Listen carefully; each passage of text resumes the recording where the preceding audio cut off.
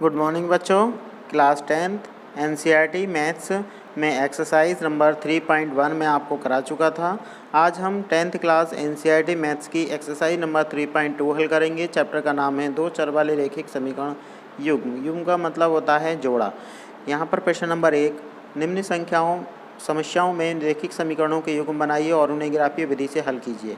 तो हम सबसे पहले दो चर वाले रैखिक समीकरण को हल करने जा रहे हैं, जिसमें सबसे पहला मेथड हम पढ़ने वाले हैं आज ग्राफीय विधि से दो चर वाले रैखिक समीकरण के हल।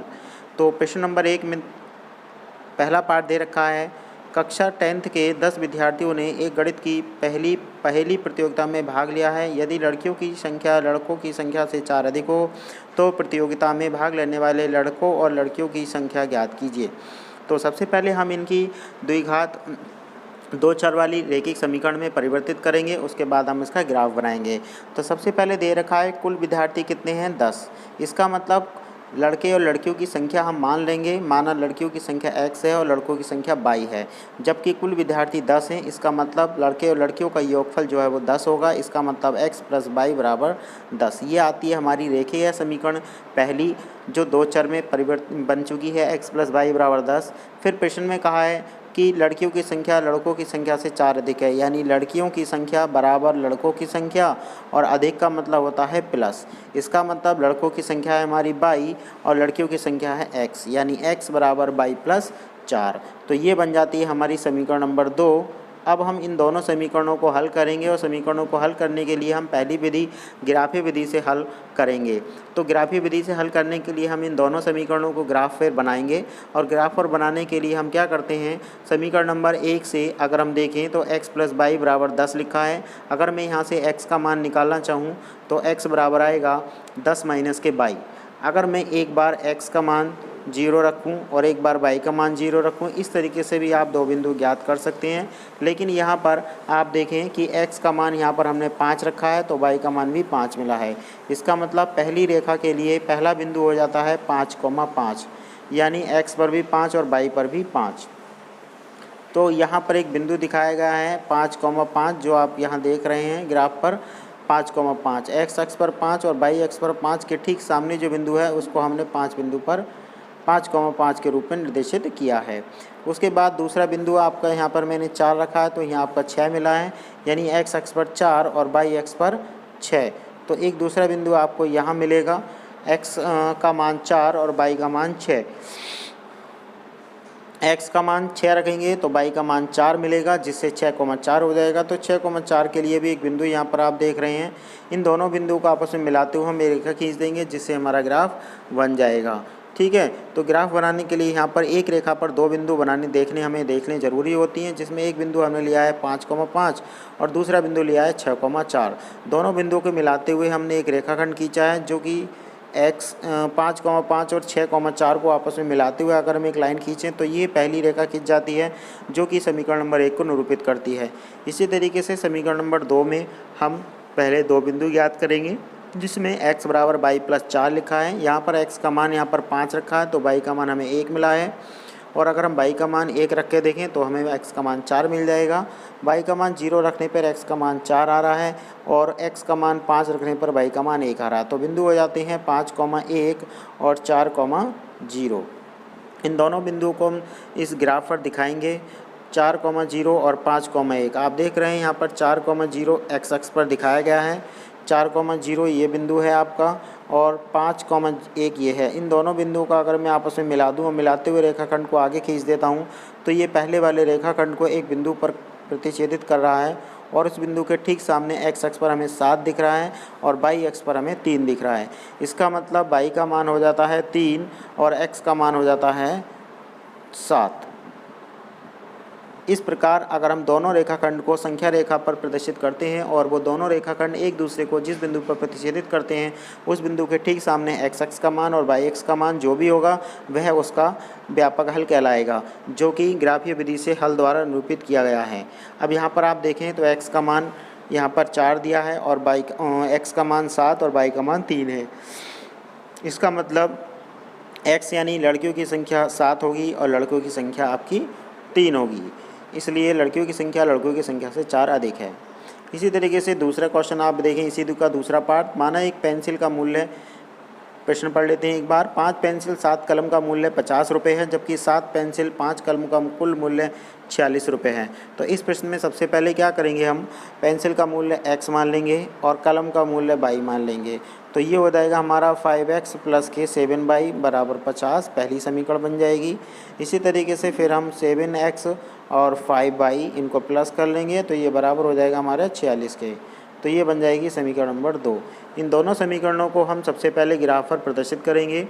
तो यहाँ पर सबसे पहले ग्राफ पर बनाने के लिए हम दो बिंदु इसके ज्ञात कर लेंगे। यहाँ पर 3 बिंदु दिखाए हैं, हम 2 बिंदु भी ज्ञात कर सकते हैं। ठीक है, जैसे कि हम यहाँ पर 2 बिंदु भी ज्ञात कर सकते हैं, जरूर नहीं है हम 3 बिंदु ही दिखाकर चलेंगे। हम 2 बिंदु के द्वारा भी संख्या रेखा पर ग्राफ को प्रदर्शित कर सकते हैं। x का मान 3 रखने पर y का मान 5 मिलेगा, x का मान 10 रखने पर y का मान 0 आएगा। या फिर हम कह सकते हैं कि हमने x बराबर निकाला है, तो फिर हम y का मान पहले रखेंगे 5 और एक ऐसी संख्या रखेंगे जिसे x का मान भी एक पूर्णांक निकल का है। ठीक है, तो 5 सत्ते 35 और 50 में से 35 जाएगा 15, 15/5 यानी 5 तिया 15, तो 3 आएगा।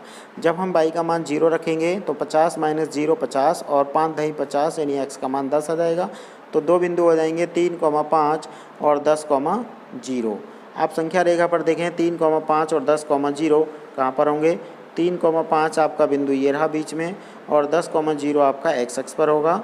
दोनों बिंदुओं को हम संख्या रेखा पर प्रदर्शित करेंगे और उन्हें आपस में मिला देंगे। मिलाते हुए जब हम रेखाखंड खींचेंगे तो वो पहला रेखाखंड प्रदर्शित करेगा पहली समीकरण को।